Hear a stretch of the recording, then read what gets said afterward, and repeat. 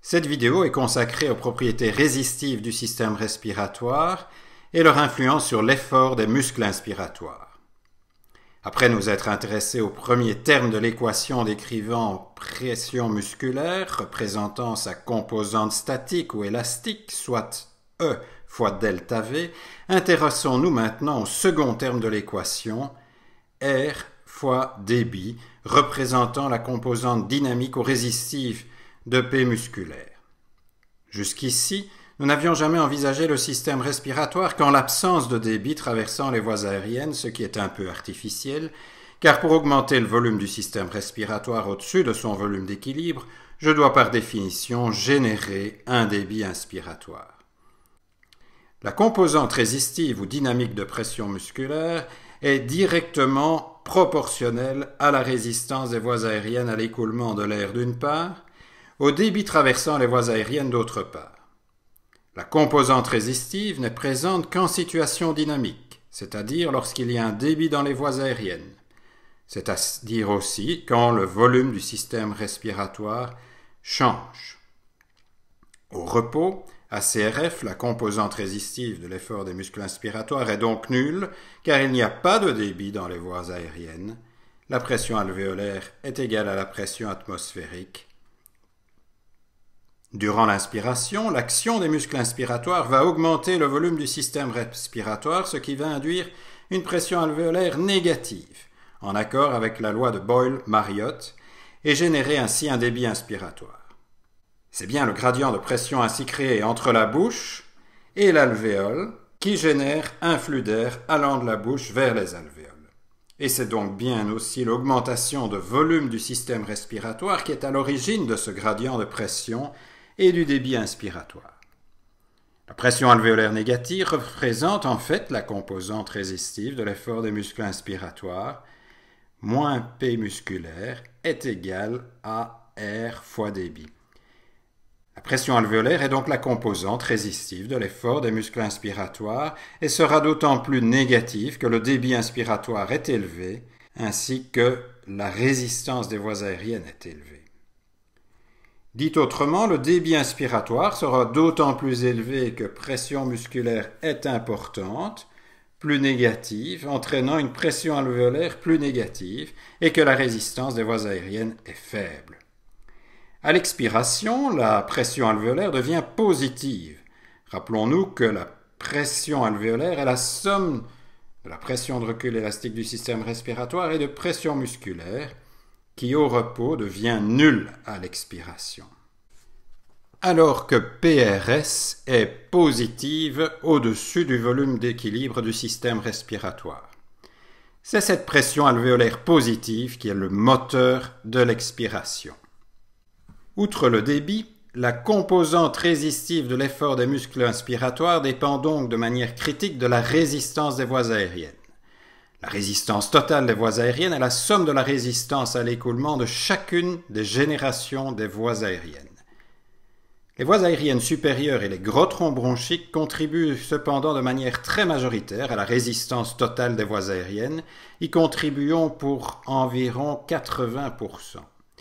Les petites voies aériennes, bronchioles et au-delà, représentent moins de 20% de la résistance totale des voies aériennes. C'est l'augmentation très importante du diamètre total de section des voies aériennes de la bouche vers les voies aériennes périphériques qui explique cette contribution mineure à la résistance des petites voies aériennes.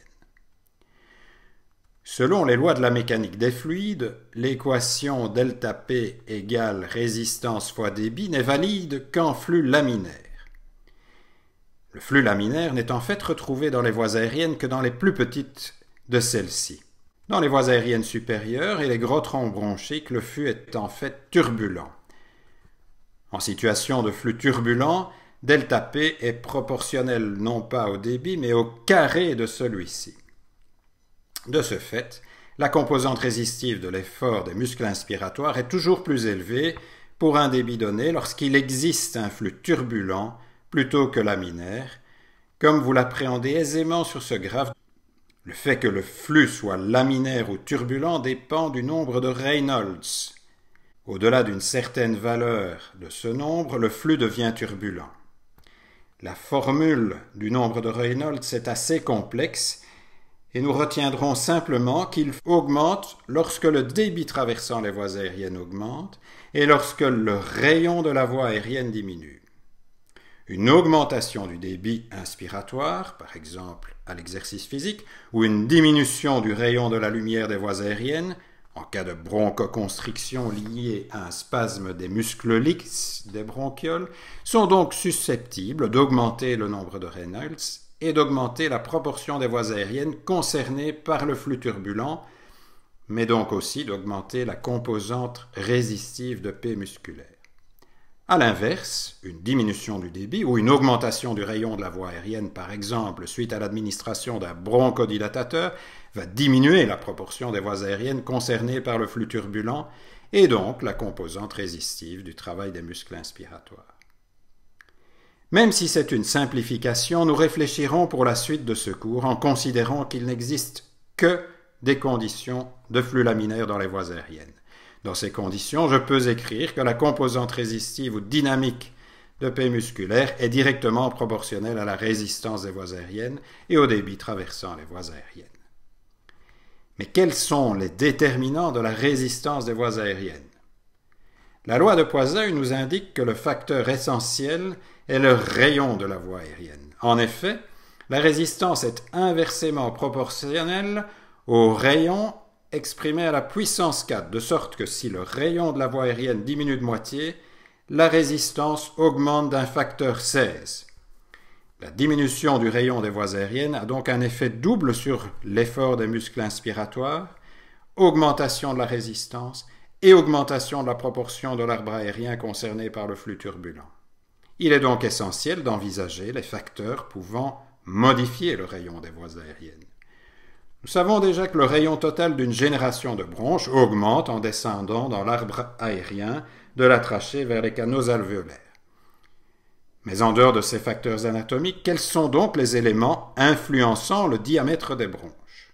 Le premier élément est ce qu'on peut appeler la pression transmurale bronchiolaire. Rappelons que les bronchioles n'ont pas de soutien solide. La pression transmurale est égale à la pression intraluminale bronchiolaire diminuée de la pression pleurale. La pression intraluminale est négative à l'inspiration et positive à l'expiration, comme les pressions observées dans les alvéoles. La pression intrapleurale est transmise à la paroi des bronchioles via l'interstitium pulmonaire et les attaches alvéolaires. Négative à l'inspiration, elle tend donc à maintenir la lumière bronchiolaire bien ouverte. Et ce d'autant plus que le volume pulmonaire augmente, ce qui est associé à une pression pleurale de plus en plus négative. La résistance des voies aériennes diminue donc lorsque le volume pulmonaire augmente en raison d'une augmentation du rayon des petites voies aériennes. Le deuxième élément influençant le rayon des voies aériennes est le tonus des muscles lisses que l'on trouve dans leurs parois. La contraction des muscles lisses de la paroi des voies aériennes, aussi appelée bronchospasme, induit une réduction du rayon de la lumière de la voie aérienne. À l'état normal ou basal, il existe normalement un certain tonus des muscles lisses dépendant du système parasympathique, les terminaisons nerveuses de celui-ci libérant de l'acétylcholine, qui a un effet bronchoconstricteur. De nombreux médiateurs peuvent induire une contraction des muscles lisses des voies aériennes, soit une bronchoconstriction. Les substances bronchoconstrictrices les plus importantes sont l'acétylcholine, agissant via les récepteurs muscariniques de type M3, l'histamine, libérée par les mastocytes, les leucotriènes cystéinées, certains neuropeptides comme la substance P ou la neurokinine A. Retenons surtout les trois premières. D'autres substances diminuent quant à elles le tonus des muscles lisses des voies aériennes. On parle de substances bronchodilatatrices. Retenons surtout l'adrénaline, agissant par l'intermédiaire des récepteurs de type bêta 2, et le peptide vasoactif intestinal ou VIP. Retenons surtout l'adrénaline. Toutes les substances bronchodilatatrices agissent au niveau des muscles lisses via le même second messager, l'AMP cyclique. Ces propriétés ont été utilisées pour développer des substances pharmacologiques bronchodilatatrices. Celles-ci sont utilisées dans les maladies obstructives bronchiques comme l'asthme ou la BPCO. Il s'agit de substances atropiniques, de substances bêta-2 mimétiques et des inhibiteurs des phosphodieestérases qui empêchent l'hydrolyse de l'AMP cyclique, comme par exemple la théophyline. D'autres facteurs peuvent encore diminuer le rayon de la voie aérienne, comme des corps étrangers inhalés en cas de fausse déglutition. Mais le facteur le plus souvent responsable d'une obstruction de la lumière bronchique est la présence de mucus en quantité anormalement élevée, le plus souvent par hyperproduction de mucus par les glandes sous-muqueuses ou les cellules caliciformes. Mais aussi, parfois, parce qu'il existe un déficit de clairance du mucus vers le larynx. Par exemple, lorsque les cils vibratiles sont inefficaces. L'inflammation de la muqueuse ou de la sous-muqueuse rencontrée dans certaines maladies est également responsable d'une diminution du diamètre de la lumière de la voie aérienne. Les phénomènes inflammatoires chroniques tels que ceux rencontrés dans l'asthme ou la BPCO vont induire de l'œdème, mais aussi des remaniements fibreux irréversibles, aussi appelés remodelages, qui peuvent également diminuer le rayon de la voie aérienne.